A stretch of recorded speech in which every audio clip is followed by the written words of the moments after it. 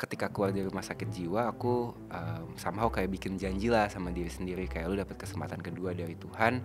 I think I want to give back to the society. Sakit terbesar dan terdalamnya itu bukan kehilangannya, justru kehilangannya itu is a thing lah, tapi sakit terbesarnya adalah membayangkan what if ibuku masih ada.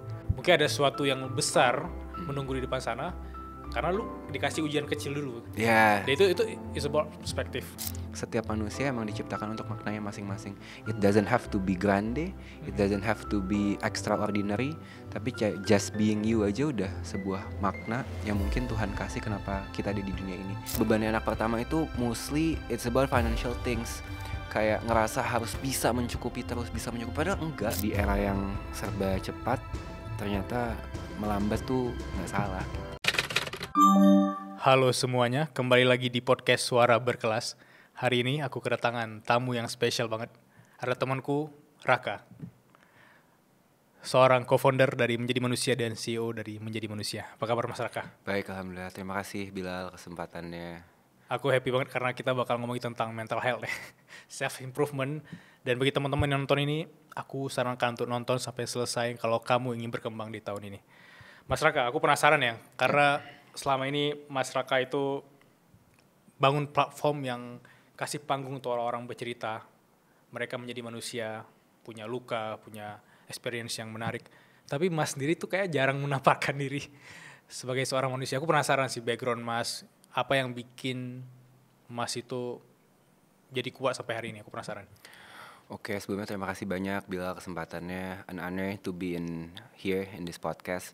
Iya, jadi mungkin udah beberapa kali di beberapa kesempatan mungkin udah sempat cerita juga ya tentang perjalanan hidup, di mana mungkin jadi aku tuh punya ADHD, namanya Attention Deficit Hyperactivity Disorder, sebuah kelainan lah in neurodivergence di kepalaku yang bikin aku berbeda dengan orang pada umumnya gitu. Jadi didiagnosa tuh waktu itu tahun 2016 dan pada saat itu isu dan terms kesehatan mental mungkin nggak kayak sekarang ya gitu. Kayak kan kalau sekarang udah menjadi diskusi nasional, orang udah makin banyak yang aware gitu. Nah dulu tuh yang ngerasa malu lah gitu, kayak gue fine aja, kayak gue normal aja. Akhirnya di situ aku memutuskan untuk lari ke drugs, ke illegal drugs, namanya tembakau gorila gitu. Jadi aku hampir overdosis, ketagihan, hampir overdosis, dan dilarikan ke rumah sakit jiwa dan dirawat di rumah sakit jiwa selama 2 minggu. Jadi karena nggak terima akan masalah diri, akhirnya nyari pelarian. Dan di rumah sakit jiwa mungkin momen yang lumayan ngubah hidup ya, karena ada satu momen yang tangan sama kakiku tuh diikat di tempat tidur. Ketika aku teriak selama 2 jam, suster nggak ada yang bukain gitu. Nah, hal pertama yang aku lakukan pada saat itu adalah aku cuma duduk di lantai, aku nyender ke kasur dan aku nanya gitu ke diriku sendiri, lu mau ngapain sama hidup lu gitu. Akhirnya ketika keluar dari rumah sakit jiwa aku somehow kayak bikin janji lah sama diri sendiri, kayak lu dapat kesempatan kedua dari Tuhan. I think I want to give back to the society. Akhirnya di situ aku mulai belajar nih tentang social entrepreneurship. Oh ternyata bisa ya kita tuh memperkaya diri kita sambil nolong orang lain, balancing antara profit dan juga impact gitu. Akhirnya mulai mendalami tentang social entrepreneurship. Dan disitulah lahir Menjadi Manusia gitu. Kayak in that moment aku ngerasa kayaknya yang punya masalah dalam hidup, yang punya beban, kayaknya bukan cuman aku. What if there is a platform yang bisa jadi temen supaya mereka gak ngerasa sendiri. Ide awalnya sih kurang lebih kayak gitu. Wah, Gitu. ini opening yang mengagetkan banget ya. Karena mungkin orang sangat-sangat tabu membahas tentang ADHD ya, penyakit mental seperti yang tadi Mas Raka ceritain. Tapi di fase itu, gimana caranya kita menemukan hope ya? Aku pernah baca juga bukunya yang Viktor Frankl yang dia bilang Man's Search for Meaning ya. Itu aku ngelihat ada versi itu tadi di sana. Kayaknya gak ada harapan lagi deh. Gue udah masuk di tahap gue diikat dan segala macam. Itu gimana caranya menemukan hope itu? Sampai belajar social entrepreneurship. Dalam ya. Iya. Mungkin karena back then waktu awal bikin itu ngerasa kayaknya ya tadi ya, masa depanku tuh kayak suram banget deh, kayak gelap gitu. Nah dan pada saat itu lebih kepada ada tekanan mungkin dari keluarga, ada tekanan mungkin dari sosial gitu. lu mau jadi orang yang kayak apa sih gitu, dan kayaknya harus keluar gitu. Jadi memang ada tekanan akan itu. Kemudian juga yang kedua adalah eh, kayaknya pada saat itu tuh karena ketinggalan jauh dari teman-teman, hope-nya lebih kepada muter cara gimana ya caranya supaya oke gue ketinggalan nih sama yang lain, gimana ya supaya bisa keep up sama mereka karena nggak mau ketinggalan. Nah, disitulah realize bahwa kayaknya bisnis tuh bisa jadi satu kata kunci yang pada akhirnya bisa skill kita sebagai person gitu. Karena kan meskipun pada saat itu barometernya masih dari segi pendapatan ya, teman-teman lain udah pada kerja, sedangkan kayak hidup aku berantakan pada saat itu. Jadi kayak apa yang bisa aku lakukan untuk pada akhirnya secara financial seenggaknya aku bisa sama kayak mereka. Akhirnya decide untuk bisnis gitu. Jadi sebenarnya mungkin ya harapannya lebih kepada ya hidup nggak selesai, Yap. lu mau move on dan jadi lebih baik, atau kayak lu mau stay on that drugs until you eventually overdosis aja gitu. Jadi pilihannya di situ sih. Jadi nggak ada pilihan lain selain lanjutin make and then lu nggak jadi Yap. apa-apa, atau kayak ya udah lu keluar dari situ, lu get up, start a new life gitu. Jadi lebih hope-nya mungkin lebih di situ ya, Bilal ya. Tapi anak 20-an kan biasanya menghadapi mental yang dimana takut apa kata orang, takut dijudge. Tapi di fase menurut aku udah masuk ke rumah sakit jiwa, sorry for saying gitu, kan kalau keluar itu kayak apa kata teman gue ya, apa kata keluarga-keluarga. Nah, itu udah level tinggi banget ya menurut gue ya. Mereka yang teman-teman di sana mungkin jerawatan dikit insecure ya, ada problem kecil insecure. Ini udah levelnya jauh banget. Nah, di tahap itu mindset apa yang kita butuhin supaya gue punya mental baja untuk lebih percaya diri sama harapan baru tadi. Eh, mungkin sampai sekarang udah 7 tahun ya bangun Ya. menjadi manusia, dari muda banget, dari belum nikah sampai udah punya anak. Mungkin level of insecureku mungkin juga masih ada gitu, kayak ada lah level-level yang kayak akan dijudge nggak ya sama orang dan lain-lain. Tapi ketika berkaca ke dulu gitu ya, kata kuncinya mungkin terabas aja dulu sih gitu. Kayak kalau nggak punya keyakinan dan keberanian untuk memulai gitu ya kayaknya nggak akan bisa nih gitu. Jadi ya udah terabas dulu aja.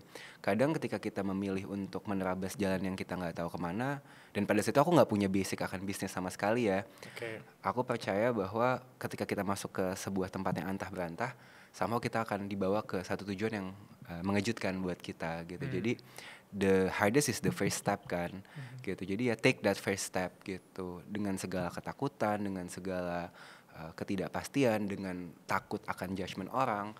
At least ketika kita take that first step, mau kita gagal, mau kita mungkin kepleset gitu ya, tapi seenggaknya kita udah memilih untuk take that step instead of worrying too much dan akhirnya nggak ngambil step itu, dan kita nggak tahu kayak ini tuh kita arahnya kemana sih gitu. Dan ya mungkin sampai sekarang juga aku ketemu jalannya karena mengambil langkah pertama tadi ya Bilal ya. Dan along the way ya meraba, terseok-seok, Iya.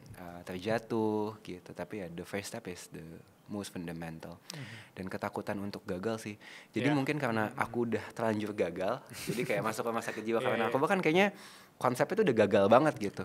Ya udahlah, what I have more to lose gitu. Kayak ya udah biasa gagal lagi juga ya nggak apa-apa gitu. Lu Itu udah gagalnya emang it's just different thing banget. Kayak gagal orang kan kayak gagal bisnis, Iya. gagal lulus kampus favoritnya gitu. Ini sorry for saying lu gagal dalam konteks mental masuk ke masuk ke jiwa, itu menurut gue tuh ini gak bisa nge-describe dengan kata-kata sih. Itu mental yang menurut gue tuh lebih apa ya? Lu lebih dalam belajarnya sampai bisa apa ya, memaknai hidup dengan cara yang berbeda seperti sekarang. Kemarin sebelum kita ngobrol di podcast ini tuh aku sempat ngobrol sama teman-teman menjadi manusia juga kan. Iya. Terus aku ingat siapa, Yudis ya, dia nanya ke aku gitu, Bill, kalau lu kembali ke versi atau lu punya kesempatan duduk dengan versi lu yang 12 tahun, lu mau ngobrol apa? Sekarang aku tanya balik ya. Bayangkan seorang Raka ketemu dengan versi dia yang 12 tahun duduk di podcast ini, let's say di podcast Suara Berkelas, lu ingin menyampaikan apa ke si Raka 12 tahun? Ya, mungkin to give a context sebelum apa yang gue omongin, gue kasih preambul ya dulu ya. Jadi nyokap gue tuh meninggal waktu 6 tahun gitu. Oke. Jadi kayak in that time ketika ibuku meninggal tuh kayak I feel like my world is over. Karena kan aku bungsu selama 6 tahun terus tiba-tiba punya adik gitu. Jadi ketika ibuku meninggal tuh duniaku tuh hilang. Kayak benar-benar ya I lose everything gitu. Nah, kemudian tumbuh besar sampai sekarang gitu ya, tanpa kasih sayang seorang ibu, akan sebuah rasa takut gitu. Sehingga ketika tadi berarti kan 6 tahun setelah kehilangan gitu, di usia 12 mungkin yang ingin disampaikan adalah this is meant to happen. Nyokap lo emang udah meant to die gitu, dan pada akhirnya udah bisa, mungkin sekarang udah bisa menerima itu ya. Tapi pada saat itu mungkin ketika 12 tahun kayak kenapa nyokap gue? Kenapa gitu, kayak gue cuma anak 6 tahun yang gak tahu apa-apa, kenapa nyokap gue yang diambil. I used to be very mad at the world gitu pada saat itu, tuh marah banget sama dunia. Kenapa harus meninggal, kenapa semudah itu gitu. Ibuku tuh meninggal 34 tahun gitu, jadi muda sekali. Aku 6 tahun, kakakku 8 tahun, adikku 8 bulan. Nah, tumbuh besar tanpa seorang ibu gitu ya. Ternyata yang aku baru sadari adalah sakit terbesar dan terdalamnya itu bukan kehilangannya justru. Kehilangannya itu is a thing lah. Tapi sakit terbesarnya adalah membayangkan what if ibuku masih ada. Gitu. Jadi kayak hidup penuh dengan what if. Jadi kalau punya kesempatan untuk ngobrol dengan aku yang berusia 12 tahun, yang akan aku bilang adalah ya your mom waktunya memang sudah habis. Tapi bukan berarti mungkin dunia gak sayang sama lu. Ini cara dunia untuk ngasih tahu lu akan sebuah pembelajaran yang mungkin orang lain belum tentu bisa dapatkan gitu. Jadi itu sih, the world is going to be fine. Mau ibu lu meninggal, bokap lu meninggal, dunia akan tetap berjalan. Tapi ketika kita bisa melihat bahwa ini adalah sebuah takdir yang memang sudah dituliskan sama semesta buat hidup kita, jadi punya keleluasan akan menerima itu. Tapi kan untuk anak 12 tahun memahami itu kan kayaknya nggak akan sulit gitu untuk pada akhirnya punya perspektif menerima bahwa ibunya meninggal gitu. Jadi yang pengen aku kasih tahu lebih kepada ya just trust the process. Karena mungkin setelah ibuku meninggal apakah permasalahan dalam hidup selesai, kan enggak gitu. Ya you will meet another battle, you will meet another challenge. Masalah hidupnya akan ada lagi, akan naik kelas lagi, akan ada lagi yang mungkin nanti kita nggak tahu gitu. Tapi this is meant to happen because this shapes you as a human gitu. Jadi itu sih yang mungkin mau dibilang ya. Karena mungkin aku tuh lumayan hidup akan self-pitying tuh 21 tahun Bilal. Sampai aku lari 21 tahun itu sampai akhirnya aku lari ke drugs. Yes, Gitu. wow. Jadi ya stop self-pitying yourself gitu. Meskipun ya 12 tahun you have that rights to feel that way gitu. Tapi ketika ada validasi of feelings bahwa no, you will be fine, semua akan baik-baik aja, I think that's the thing I wanna say sih. Gitu. Aku kebayang dari sisi mau ngobrol juga sama si 12 tahun ini ya, si Raka yang 12 tahun ya. Tapi aku penasaran sih, apakah si Raka 12 tahun ini karena dia marah dengan dunia, dia self pity, terus apakah dia juga meluapkan itu dengan bertindak yang kurang positif ke orang lain? Ya, justru sebenarnya kebalikan, karena I know that it's very painful to feel that things. I don't want people to feel that. Jadi kayak nyakitinnya lebih ke diri sendiri gitu. Meskipun ada ya yang kayak lumayan berpengaruh tuh, kayak ya dulu waktu kecil tuh kayak seeking for attention, seeking for love, karena kan tidak mendapatkan kasih sayang itu kan. Tumbuh besarnya jadi anak yang bandel, tapi lebih ke rebel akan diri sendiri, kayak ya emang nakal gitu, tapi yang tidak merugikan orang. Let's say misalnya aku tuh SMP di Singapura ya. Di Singapura tuh ya waktu itu 13 tahun ya. Ikut ayah? Ya ikut ayahku coba peruntukan di Singapura lah. Aku ngerokok di public space. I mean Singapore is very strict kan. Gitu. 13 tahun lagi ya? 13 tahun itu bentuk kenakalanku, difoto sama orang, dikirim ke ayahku gitu. Jadi lebih kepada hal-hal yang justru merugikan diri sendiri untuk dapat perhatian gitu. Realizingnya sih sekarang ya. Kenapa ya dulu gue kayak gitu, ketika udah mulai mendalami tentang luka masa lalu, trauma masa kecil gitu. Akhirnya tahu, oh dulu tuh gue kayak gini karena gue tuh seeking for love. Karena gue tidak pernah mendapatkan itu, so ya I have to be naughty, gue harus nakal untuk pada akhirnya dapat that kind of attention. Iya, Gitu. seeking for attention dan dapat atensi dari media Singapura ya. Iya. Akhirnya terkenal satu Singapura ya. Jadi tensionnya kecil sebenarnya skalanya, tapi satu Singapura takutnya. Itu kan yang merugikan lebih ke orang, bukan ke orang lain ya. Ada anak Indo di 13 tahun ngerokok gitu. Karena lumayan, akhirnya sampai ke sekolah waktu itu beritanya gitu. Jadi cukup nekat. Tapi hubungan dengan ayah gimana? Aku penasaran. Oke. Ayahku meninggal 2020. Oke. gitu. Growing up mungkin ini dalam nih pertanyaannya. Iya. Karena aku penasaran sih gimana hubungan pria dengan pria, Ya. ayah dan anak ketika tidak ada sosok ibu di keluarganya. Growing up mungkin aku baru mengerti decision ayahku ketika aku udah punya anak gitu. Jadi ayahku tuh menikah sangat cepat. Jadi ibuku meninggal 2 tahun, ayahku sudah menikah lagi gitu. Back then aku realize kayak kenapa gitu, kenapa cepat banget gitu. Dulu mungkin aku tidak bisa untuk mengerti kenapanya. Tapi sekarang ketika aku udah punya anak, aku sudah menikah, aku tahu kayak gue nggak bisa deh hidup dengan 3 anak tanpa istri gitu. Kayaknya gue akan sulit deh membesarkan 3 anak sendirian gitu. Perspektif itu mulai dipahami meskipun juga aku ada ketidakcocokan dengan ibu tiriku, dengan treatmentnya dia dan lain-lain. Tapi hubunganku dengan ayahku on and off lah. Ada kalanya dekat, ada kalanya renggang ya mungkin seperti pada umumnya. Tapi tumbuh besar tanpa ibu gitu ya, justru membuat aku bisa melihat sisi feminin dari ayahku. Oh, oke. Gitu. Itu yang kayak ada rasa itu ada. Meskipun ada kejengkelan sampai dia meninggal gitu ya, tapi ketika dia meninggal akhirnya realize dan punya anak ya kayak gue nggak kuat sih kalau jadi ayah gitu. Nggak sanggup deh. Bahkan aku ngomong sama istriku gitu kayak kalau aku di posisi ayah, kamu amit-amit gitu tiba-tiba nggak ada, kayaknya aku belum tentu sanggup deh gitu sih. Ya, dunia ini akan sangat mudah dimengerti kalau kita tarik backward ya. Iya. Dan kita harus menjalani itu forward karena Iya, banyak aku benar-benar. temuin cita-cita teman-temanku yang oh, pantesan ayah aku 10 tahun gini. Iya. 10 tahun lalu aku gini karena gini, tapi ayah tidak bisa menjelaskan itu pada anak kecil kan. Dan kita harus menjadi ayah baru memahami itu ya. Iya, itu sih. Iya. Karena kita tidak pernah di sepatu mereka. Benar. Iya kan? Benar. Dan sampai saat ini juga aku ngerasa bahwa cerita-cerita kayak Mas Raka ini sebenarnya tuh harus didengar oleh banyak orang di luar sana yang mereka tuh merasa tertinggal juga gitu. Mereka tuh merasa hidup mereka tuh udah versi paling down, dan cerita-cerita vulnerable seperti ini aku jarang dengar di podcast Indonesia lainnya, dan aku pengen punya space ini untuk orang bisa bercerita. Dan aku yakin juga platform masyarakat juga sebenarnya punya kesempatan yang sama untuk orang bercerita dari sisi menjadi manusia seutuhnya ya. Dan aku juga mau mengulik sedikit sih Mas, maksudnya dari sisi menjadi seorang ADHD itu tantangan sebesarnya apa? Aku karena tidak paham dunia ADHD itu.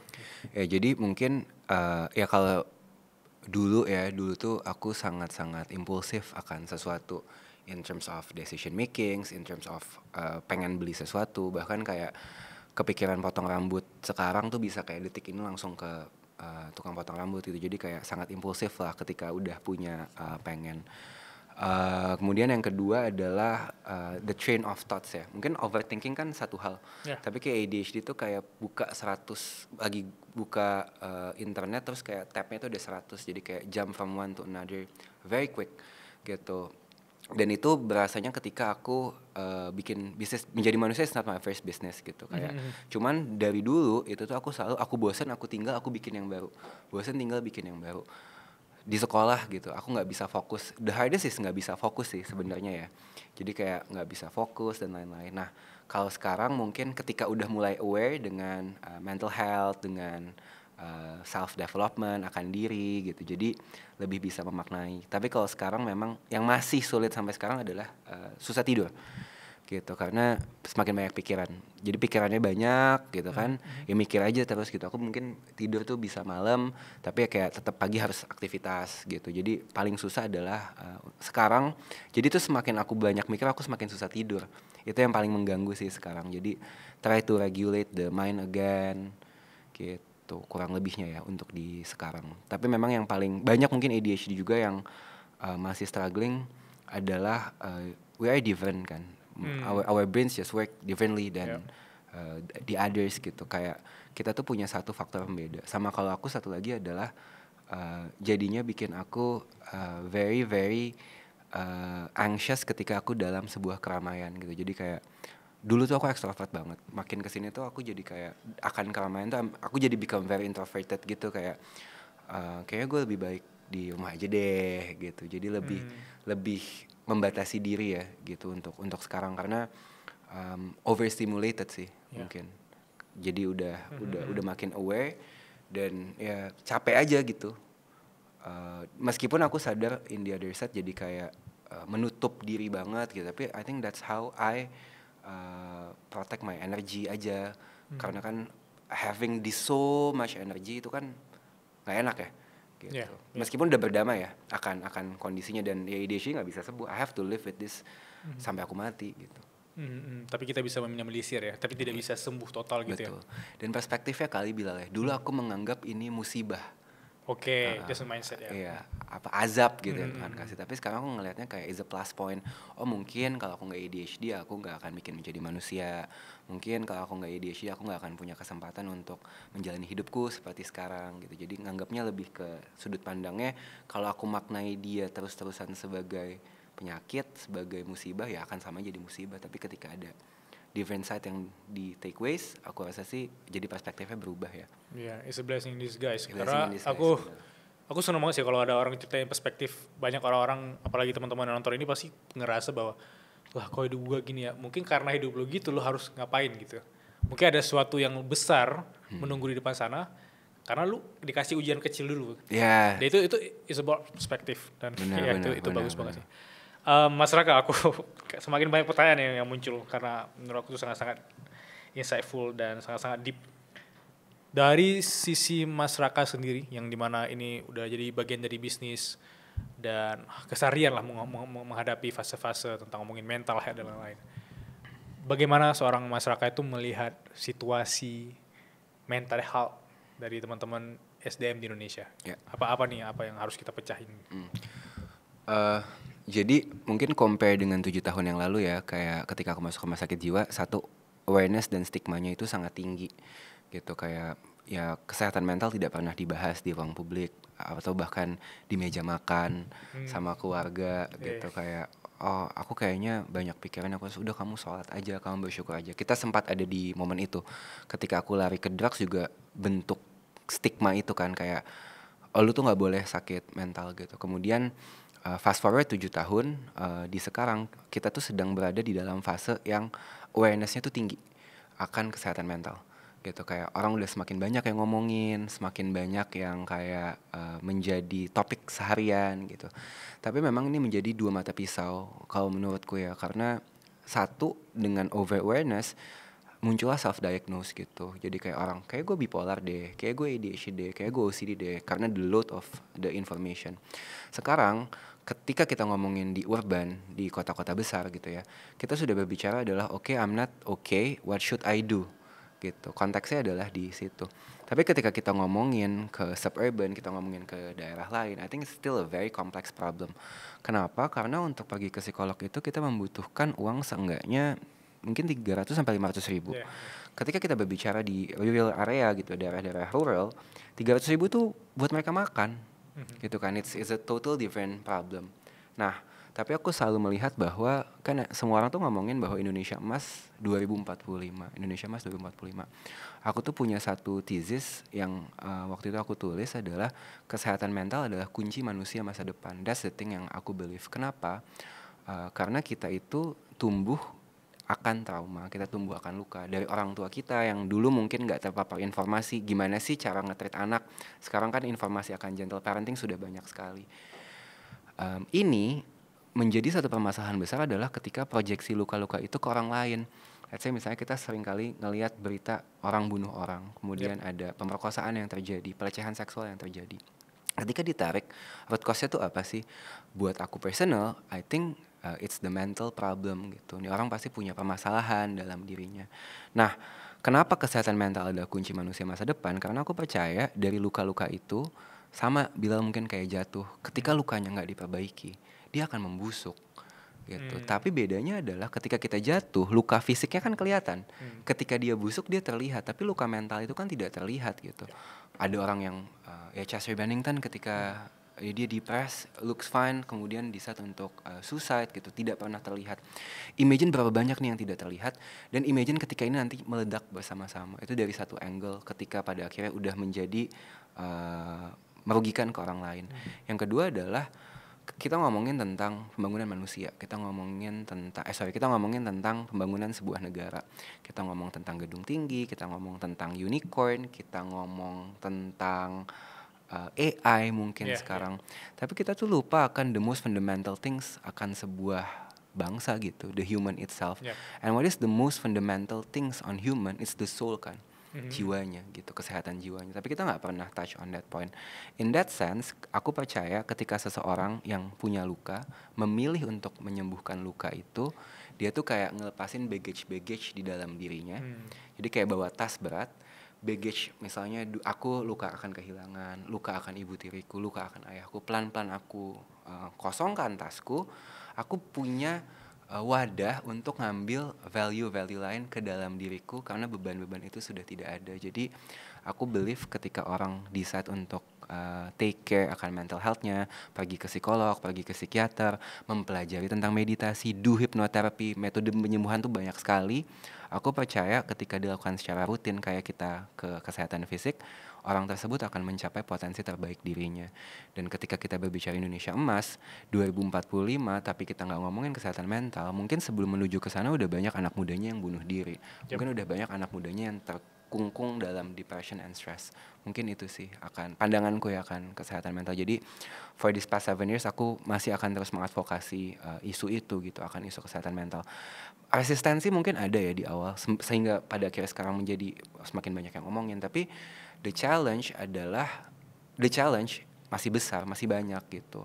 Ketika kita di kesehatan mental sendiri, ini masalah sistemik gitu. Kita ngomongin, oke, orang harus ke psikolog kita nggak cukup. Orang harus ke psikiater, psikiaternya nggak memadai gitu. Jadi ya it's a very complex situation, tapi ada titik cerah, tapi it's still long way to go. Gitu sih mungkin buat aku ya. Itu menurut aku dalam banget sih karena pertanyaan simpel aku kan tentang bagaimana melihat situasi, tapi Mas Raka menggambarkan dari sisi Indonesia Emas itu insightful banget karena aku ngerasa bahwa banyak orang itu melihat dari sisi pertumbuhan ekonomi, pertumbuhan apapun yang dimana dilihat dari sisi luasnya, tapi basicnya atau fundamentalnya bahwa manusia di balik semua pertumbuhan itu ada manusianya. Dan di balik manusia itu ada jiwanya yang dimana ada lukanya, ada permasalahannya, dan itu orang jarang melihat dari sisi itu ya. Atau kayak konteksnya dulu aku tinggal di Aceh, ada di kampung aku itu ada satu orang yang kurang sehat mental. Itu jadi bahan bercandaan ketika dia lewat di depan rumah aku, dan aku ketika di fase pada saat itu aku ngelihat ya udah berarti dia aneh aja, dia salah aja gitu ya. Tapi sekarang semakin aku beranjak dewasa, aku sadar bahwa itu hal yang wajar. Memang di fase itu si bapak itu tidak bisa mengontrol lagi, dan waktu itu orang-orang pada malah ngejek-ngejekin, dan tidak ada sisi awareness yang meluas ke masyarakat Indonesia tentang penyakit mental itu ya, apalagi di daerah-daerah yang sebenarnya butuh edukasi tentang itu. Meskipun mungkin banyak juga nanti ketika ini keluar banyak yang nggak setuju ya dengan perspektifku gitu, tapi kalau aku percaya dan ketika ini diupayakan dan diusahakan, seenggaknya ada good things that will happen lah gitu, even in the smallest things. Mas Raka, dari sisi ngomongin mental health itu aku udah dapat insight yang bagus banget. Tapi aku punya pertanyaan sederhana sih. Kan orang-orang yang aktif di sosial media itu terkesan lebih sering menunjukkan sisi kemajuannya, sisi keberhasilannya. Ada banyak platform yang menunjukkan sisi gue berhasil nih. Is social proof lah. Tapi menjadi manusia aku notice lebih ke sisi menunjukkan gagalnya, menunjukkan vulnerability-nya. Itu kenapa? Yang pertama mungkin karena pada saat aku tadi cerita masuk rumah sakit jiwa karena drugs, aku ngerasa nggak ada wadahku untuk bercerita akan itu. Nggak ada tempatku untuk merasa gagal, nggak ada tempatku untuk merasa hancur. Simply sebenarnya adalah aku percaya ketika kita gagal, itu adalah cara terbaik kita untuk belajar tentang kehidupan. Dan gagalnya orang kan beda-beda ya, mungkin gagalnya Bilal, gagalnya aku gitu, itu kan beda gitu. Gimana cerita gagal itu dibagikan ke orang, itu orang bisa ngerasa satu, oh ternyata gue gak sendiri ya. Yang kedua adalah, oh ketika gue kayak gini, bisa jadi mungkin gue harus seperti ini ya, gitu. Yang ketiga adalah untuk kita mengerti dan juga memahami perspektif orang lain kenapa dia seperti itu, gitu. Karena ya kita tuh bangsa yang judgmental aja, gitu. Kayak, oh kok lo gini sih, gitu. Tapi ketika kita melihat lebih dalam tentang titik terendah hidupnya, tentang gagalnya, tentang being vulnerable-nya, lagi-lagi ada perspektif lain yang bisa kita dapatkan. Tapi simply karena ya aku nggak pengen ketika orang punya masalah dalam hidupnya, punya masalah mental health juga yang sama kayak aku, mereka harus end up di rumah sakit jiwa. Dan ketika menceritakan kesuksesan, tidak ada yang salah akan itu. Tapi aku percaya cara terbaik untuk belajar tentang hidup adalah tentang kegagalan itu sendiri, gitu. Jadi aku berharap sebenarnya dari semua orang itu ada cerita, ada pelajaran yang bisa kita ambil dari perjalanan hidupnya yang mungkin belum pernah kita dengar, yang mungkin kita akan bermanfaat di suatu hari nanti sih. Jadi itu yang nilai itu yang terus kita jaga.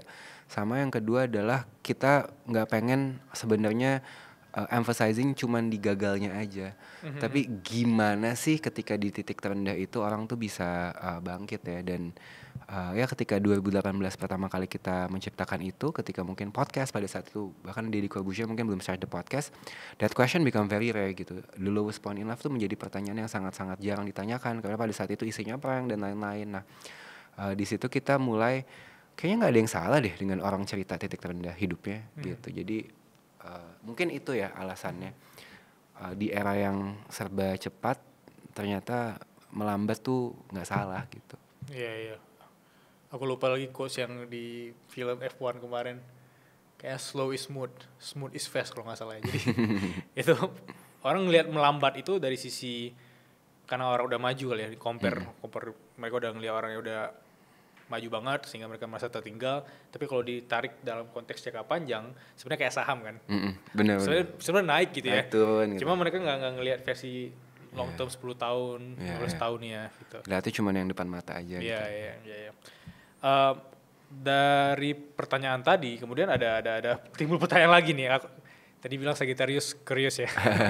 aku penasaran sih dari sisi masyarakatnya sendiri mengumpulkan trauma-trauma tadi yang bawa kayak ada bawa ransel tadi itu melepaskannya secara perlahan itu gimana stepsnya? Okay. Karena aku yakin even teman-teman di sini juga punya luka, punya trauma, yang nonton juga pasti punya perasaan yang sama. Mereka juga sedikit ingin mengupas luka-lukanya. Yang pertama adalah admit kita penuh luka dulu. That's the first thing that you have to do gitu. Admit dulu gitu. Oh gue tuh nggak baik-baik aja. Gue tuh pernah tersakiti dari orang tua gue zaman dulu. Bukan untuk kan banyak yang bilang Gen Z is a strawberry generation. Bukan untuk bikin kita ngerasa lembek. Tapi justru ketika kita admit itu, justru kita kuat banget loh. Karena nggak mudah kan melihat lagi sisi tergelap dalam hidup. Jadi admit dulu nih kita nggak baik-baik aja. Kemudian yang kedua adalah coba pergi ke psikolog, ke profesional, either psikolog, psikiater yang sesuai dengan kantong gitu. Aku tuh menjadi manusia tuh punya mental health platform namanya Santosa. Harganya kita tahu bahwa ke psikolog itu mahal, kita bikin it's avoidable. Ada yang 150.000, ada yang 300.000, ada yang 500.000 secara online gitu. Jadi kalau mahal, enggak, 150.000 sekarang udah bisa kok ke psikolog meskipun secara online. Itu yang pertama. Kemudian yang kedua adalah mungkin curiosity-nya tadi ya Bilal ya, kayak curious untuk, aku selalu percaya metode penyembuhan batin itu banyak sekali. Ada yang hipnoterapi, ada yang psikolog, ada yang mungkin cocoknya pakai obat psikiater. Cocok, dan itu cocok-cocokan gitu. Jadi cari mungkin referensi yang sekiranya akan cocok buat kamu. Pelajari, kalau hipnoterapi tuh seperti apa ya, kalau ke psikiater tuh pakai obat, psikolog tuh pakai metode, kalau journaling tuh gimana ya. Kemudian menjadikan, ya mungkin ini yang aku bagiin ya. Jadi dulu tuh aku dulu konsumsi obat gitu. Aku ke psikiater konsumsi obat dan somehow aku nggak cocok akan itu. Bukan bermaksud untuk menjelekkan satu metode ya, tapi buat aku itu cocok-cocokan. Ada fase aku cocok dengan obat gitu, tapi aku nggak mau terlalu bergantung. Tapi ada yang mungkin ketika aku udah parah banget, aku butuh obat secara instan, aku butuh tidur, aku akan ke psikiater. Aku ada masalah yang aku butuh ceritakan ke orang, aku ke psikolog. Aku pengen shredding, menemui lagi diriku di masa lalu, aku hipnoterapi. Jadi berbagai macam metode itu. Sama aku setiap hari aku mencoba untuk meditasi mungkin 10 sampai 15 menit sih gitu. Jadi first stepsnya mungkin di situ ya. Meditasi. Cara simpel meditasi ala Mas Raka, karena menurutku orang beda-beda cara meditasinya kali ya. Mungkin the simplest tuh ada 4-7-8, tapi kalau aku itu 4-4-8. Jadi tarik nafas 4, tahan 4, tapi ketika aku menahan 4 tuh kayak aku mengumpulkan semua rasa gak enak yang di dalam diriku. Terus kayak aku imagining, hembuskan selama 8, imagining bahwa semua rasa gak nyamannya itu luruh aku sebarkan ke universe gitu. Jadi 4-4-8 kalau aku. Jadi 4 tarik, 4 dalam tahan itu tuh kayak imagining semua rasa sakitnya, rasa gak nyamannya, ketakutan akan dunianya gitu. Jadi terus kayak ketika menghembuskan ke 8 ya udah it's disperse gitu. Itu kayak energi yang aku keluarin, dan ya mungkin do it for 3-10 gitu ya. Itu lumayan calming down the nervous system sih. Gitu. Aku pernah dengar juga kata-kata Mas Raka atau dari teman-teman menjadi manusia yang bilang tentang POV. Mas Raka pernah bilang bahwa hidup itu sebenarnya tanda koma, bukan titik, benar? Itu sebuah perjalanan tanpa henti, yang dimana setiap orang itu bisa punya fase dia itu ingin dirayakan gitu. Makanya ada hari menjadi manusia. Dan aku senang juga dilibatkan di sana nanti tanggal 1 Agustus. Jangan lupa nonton Bilal 1 Agustus. Tanggal 1 Agustus Dewan ya. Dewan. Ada 2 hari, ada speakernya keren-keren banget ya, 1 dan 2 Agustus. Aku penasaran sebenarnya itu event apa, karena aku belum tahu. Aku pure teman-teman belum tahu itu event apa, jadi aku ikut-ikut aja gitu. Let me know. Jadi hari menjadi manusia adalah hari di mana kita merayakan diri kita sepenuhnya sebagai menjadi manusia. Dari gagalnya kita, jatuhnya kita, kecewanya kita, sedihnya kita, itu kita akan rayakan bersama-sama di hari itu gitu. Jadi ada berbagai macam experience yang teman-teman bisa nikmati. Tahun ini temanya perjalanan tanpa henti, di mana teman-teman akan datang disambut untuk melewati museum perjalanan tanpa henti. Jadi kayak kita akan bikin exhibition untuk teman-teman bisa reflect tentang apa yang dirasakan, apa yang sudah dilalui dalam hidup. Kemudian ada berbagai macam experience yang bisa dirasakan juga. Ada telepon untuk berbicara dengan diri sendiri. Kemudian juga ada ruang di mana teman-teman bisa explore banyak rasa. Ada booth-booth juga, dan ada pertunjukan. Jadi aku nggak mau nyebut just a talk show ya, tapi for me it's a show. Dimana sebenarnya dibungkus ketika nanti masuk ke dalam ruangannya, itu tuh kita pengen cerita gitu, ada cerita yang mau kita sampaikan dari kita lahir sampai kita menyentuh titik akhir gitu. Jadi ketika nanti sesinya Bilal, di sela-sela sesi akan ada meditasinya, akan ada sound healingnya, akan ada musikalisasi puisinya. Karena aku realize kayaknya kalau talks aja tuh somehow orang fatigue ya gitu. Apalagi kita talksnya ngomongin a very topik yang berat gitu kan, hard topic gitu. Jadi aku pengen experiencing menjadi manusia dalam berbagai macam format selama 2 hari. Makanya namanya Hari Menjadi Manusia. Gitu. Ini acara ketiga kita. Berarti mulai di 2023? 2023, betul. Apa yang bikin 2023, 2024, 2025 itu berbeda? Aku penasaran. Apakah ada yang di-upgrade kayak iPhone gitu ya? Iya, ada pastinya. 2023 kita hanya talks, 2024 kita mulai ada museum, 2025 kita ada musik untuk pertama kalinya, jadi ada mental health concert. Pertama kali. Ada musik, mental health concert experience Kunto Aji X Aji Santoso Putro. Lu nonton Kunto Aji 100 ribuan loh sekarang. 100 ribuan. Jadi kita pengen bikin event dari musik, ada experience tentang diri kita sebagai manusia dan kesehatan mental yang bisa dirasakan juga. Dan aku lihat speakersnya keren-keren sih, misalnya ada Bang Raditya Dika ya, betul. ada Gracia Poli juga, sama banyak lah teman-teman keren di sana. Aku penasaran untuk bisa nonton juga. Tapi pertanyaan simpelnya, itu mereka akan dikulik versi manusianya atau mereka dikulik karena mereka semuanya wah ini nama besar gitu? Apakah di sana semua sama rata? Itu gimana? Sama rata. Tahun 2023 itu pembicara kita Pak Anies Baswedan sama Pak Ganjar Pranowo. Pembicaranya. Yang aku tanyakan ke Pak Ganjar dan Pak Anies adalah kapan terakhir Pak Anies menangis? Pak Ganjar adalah tipe ayah yang seperti apa? Jadi Gracia Poli, Raditya Dika, Ariel Tatum, Natasha Rizky, dan masih banyak lagi ya, Ren Adriandi juga. Ya kita pengen dengar mereka, Raditya Dika bukan sebagai penulis tapi sebagai manusia, dengan lika-liku hidupnya, dengan masalahnya, dengan mungkin luka masa lalunya. Itu sih yang kita pengen, the very sense of human-nya Mhm, gitu. Oke, aku nggak sabar di tanggal 1 Agustus. 3 pertanyaan dari teman-teman suara berkelas Mas Raka. Pertanyaan pertama dari Alvin. Dia nanya, halo Kak, izin bertanya, di titik mana seorang Kak Raka itu bisa mendeskripsikan makna hidup dan sejak kapan atau momen apa merasa bahwa hidup Mas sudah mulai bermakna? Berat ya, makna Iya, hidup. iya, makna hidup. Ya aku selalu punya perspektif gini, hidup adalah sebuah kontemplasi akan makna yang nggak akan menemukan muaranya gitu. Kayak hidup kita akan keep questioning about the meaning of life itu sendiri. Ketika mungkin Bilal bertanya akan apa makna hidup aku 7 tahun yang lalu, 3 tahun yang lalu, dan hari ini jawabanku berbeda gitu. Jadi kayak buat aku jawaban akan makna hidup itu kita lagi di fase apa yang kita rasakan, apa yang kita pikirkan itu sangat-sangat mempengaruhi diri kita. Apakah hidup harus punya maknanya? Dulu mungkin aku sangat beranggapan bahwa oh hidup harus meaningful. You have to do something so eventually orang bisa ngerasain manfaatnya. Kemudian sempat juga ketika mungkin lagi fase galau gitu ya, fase goyang, mungkin hidup adalah perihal menerima gitu. Sampai di sekarang gitu, tahun ini aku baru ulang tahun ke-30, I keep reflecting, ya jawabannya berubah lagi gitu. Apakah hidup harus ada maknanya, kemudian apa maknanya?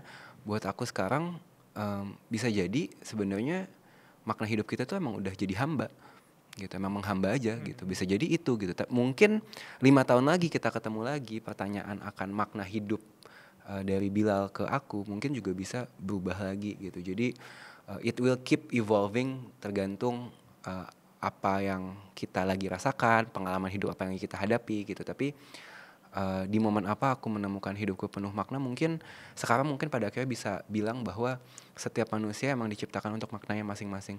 It doesn't have to be grande, it doesn't have to be extraordinary, tapi just being you aja udah sebuah makna yang mungkin Tuhan kasih kenapa kita ada di dunia ini. Itu sih mungkin untuk sekarang ya, di aku gitu. Jadi it's a never ending question, jawabannya akan beda, tapi dulu tuh kayak mencoba memberikan sebuah justifikasi akan itu, sekarang kayak udahlah, kayaknya kalau pikiran jadi terlalu kemana-mana. Ya. Jadi ya do the best dan nggak merugikan orang lain. I Yap. think that's enough. Kata Gitu. kuncinya do the best and tidak merugikan orang lain. Karena Ya. orang pikir makna itu dari sisi membantu orang banyak dalam skala luas, tapi start small dari kita sendiri dulu. Ya betul. Jadi versi terbaik dan tidak merugikan orang lainnya. Betul. Ya itu bagus, sisi makna. Kita masuk ke pertanyaan kedua. Pertanyaan kedua dari Sesnita. Dia nanya, halo Kak, aku anak pertama di keluarga dan aku seorang cewek. Tapi aku ngerasa overwhelmed banget karena jadi beban di keluarga aku. Bolehkah kasih tips atau wejangan simple untuk aku bisa lebih tangguh? Ya, mungkin yang pertama adalah perspektifnya dulu. Apakah sebagai anak pertama aku harus selalu menjadi orang yang paling bertanggung jawab akan segala sesuatu yang terjadi gitu? Karena istriku anak pertama, aku kebetulan anak kedua gitu. Kakakku juga, aku ngeliat kakakku adalah anak pertama tuh punya tendensi untuk they need to be the one who are going to solve every problem gitu. Mereka adalah orang yang somehow dituntut untuk jadi contoh untuk adik-adiknya. Kamu tuh contohin dong adik kamu tuh contohin dong adik. Sehingga bebannya mungkin terasa berat banget. Benar. Tapi deep down, the essence of being human gitu ya, kayak sebenarnya jadi anak pertama tuh gak ada tuntutan kok untuk pada akhirnya memberikan contoh. Tapi kayak keluarga kita, tekanan sosial, budaya yang membentuk kita untuk merasakan seperti itu gitu. Jadi apa yang sebenarnya terjadi sama apa yang kita rasakan itu kan dua hal yang berbeda. Mungkin pertama kita keluar dulu, oh aku merasa itu tapi belum tentu sebenarnya aku seperti itu. Kemudian yang kedua adalah tipsnya anak pertama tuh selalu mengedepankan orang lain dibandingkan dirinya sendiri. Yap. Gitu, kayak mungkin ya banyak di luar sana yang kayak kakak-kakak yang memilih untuk menyisihkan sebagian gajinya untuk membiayai adiknya karena menjadi sebuah tanggung jawabnya gitu. Tapi buat aku adalah you also need to think about yourself even just a little gitu. Okay, you have an obligation untuk pada akhirnya ngebantu orang tua gitu, karena mungkin kamu anak pertama, yang by means by regulation nggak pernah ada tertulis kan kayak anak pertama harus bantu orang tua, nggak ada gitu. Benar. Tapi culture kan yang ngebentuk kita jadi kayak gitu. Dan ya mungkin dari orang tua kita sendiri, you always have a small meaningful things for yourself sih gitu. Kayak just a simple kayak okay, ngebantu tapi lu juga harus happy gitu. You also have the rights to be happy without neglecting the obligation tadi kan gitu. Dan mungkin ajak berdiskusi kali ya. It seems very absurd gitu ya, kayak coba deh diobrolin, coba deh diomongin sama keluarganya. Karena aku melihat beban anak pertama itu mostly it's about financial things. Kayak ngerasa harus bisa mencukupi terus, bisa mencukupi, padahal enggak. Benar. Gitu, enggak. Dan ya kalau mengacunya ke mental health lagi, orang tuh punya money wound namanya, jadi kayak luka akan uang gitu. Nah, Oke. how to kita menyadari bahwa kita tuh punya money wound ya. Let's say misalnya aku cerita case istriku deh. Istriku tuh takut banget buat beli sesuatu karena dulu dia ngerasa dia nggak boleh untuk beli itu. Sehingga ketika dia beli sesuatu, dia jadi kayak ngerasa bersalah akan itu. Oke. Karena dari kecil dia, kamu nggak boleh. Ketika dia beli, ya dia akan terus merasa bersalah. Dia kemudian mulai work on herself. That money wound akhirnya ya dia sekarang ngeluarin uang. Oh ya, aku mau ngeluarin uang aja gitu. Aku nggak perlu ngerasa takut akan ketidakamanan gitu. Jadi tadi ya, yang pertama adalah coba deh kita keluar dulu dari apa yang diyakini. Kemudian yang kedua adalah spend time for yourself. Yang ketiga, coba lihat lagi ke dalam diri, money wound kita tuh apa sih gitu. Yang sebenarnya money wound kita mungkin juga adalah bentuk money wound dari orang tua kita gitu. Sehingga cara kita melihat eksistensi kita sebagai anak pertama mungkin akan sedikit berbeda. Wah, jadi dapat ilmu baru ya dari sisi money wound ini. Sebenarnya menurut aku tuh sangat sensitif ya. Terutama bagi anak-anak 20-an yang mereka itu dapat sisi lukanya itu justru dari orang tuanya. Ada jangan beli itu, ntar uangnya habis. Iya, dan banyak banget kan. Ya itu banyak banget, sehingga mereka apply ke hidup mereka sendiri untuk beli sendiri aja tuh masa bersalah gitu ya. Iya, dan itu banyak banget terjadi karena mungkin kita tumbuh dalam generasi yang seperti itu ya. Gitu. Jadi itu nggak salah juga, Ya, nggak tapi salah untuk juga. teman-teman yang nonton, terutama yang mengirim pertanyaan ini, kita sarankan untuk nggak apa-apa, is okay komunikasi sama orang tua. Tapi kalau orang tuanya tidak open minded, itu is different thing. Ya, it's different things. Ya maksudnya kan aku nggak bisa duduk di kursi banyak orang, sepatunya mungkin beda gitu ya. Itu mungkin yang hopefully bisa membantu ya. Tapi kan the exact problemnya mungkin aku nggak tahu gitu. Yap. Kita ke pertanyaan ketiga. Pertanyaan ketiga dari Gary Anwar. Dia tanya, Kak, aku kok menjalani hidup ini flat-flat aja ya. Tapi aku punya perasaan nggak enakan juga nih sama teman-teman aku. Gimana cara simpel keluar dari fase ini? Nggak enakan ya. Kayak dia tuh hidupnya flat gitu ya. Jadi supaya dia tidak flat mungkin yes man aja ke orang siapapun biar happy orangnya. Oke, ini aku jawab. Aku juga sangat nggak enakan orangnya. I say yes to every opportunity dulu. Gitu. Sekarang mungkin yang jadi tipsnya adalah belajar untuk say no dulu gitu. Dan kadang ketika lu say no itu bukan big deal kok gitu. Kadang kalau misalnya emang yang pertama adalah ask yourself again, do I have the capacity untuk bisa ngelakuin itu apa enggak? Kalau nggak punya kapasitasnya untuk pada akhirnya melakukan itu kemudian bilang iya, yang ada kan resultnya nggak bagus kan. Gitu. Jadi kayak knowing do you have the capacity to say yes dulu nih. Jangan oh iya yes karena nggak enak aja. Tapi coba deh sebelum jawab kita reflect lagi. Gue bisa nggak ya? Kayak misalnya waktu itu ada beberapa yang keluarga gitu. Gue butuh bantuan gini. Oh sorry banget nih aku lagi nggak bisa gitu.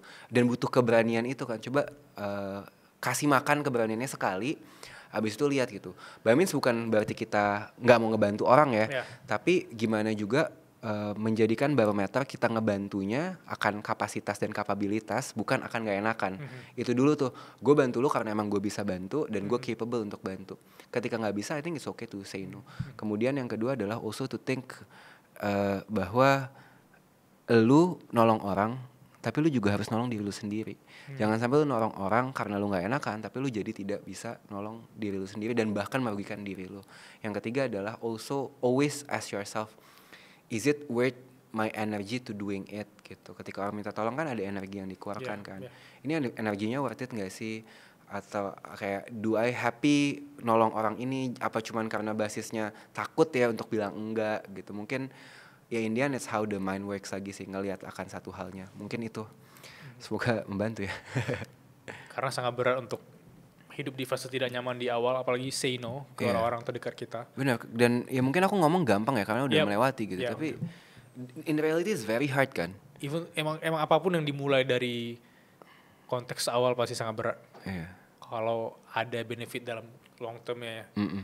Terutama dari mental say no itu, menurut aku tuh, aku juga masih di konteks belajar per hari ini, tapi belajarnya nggak dari nol lagi karena aku udah menjalani fase dari minus 0, 1, 2, 3 dan sekarang sudah mulai terbiasa untuk even ke orang tua, walaupun terkesan di dunia atau di society kita terkesan apakah ini durhaka atau enggak. Iya.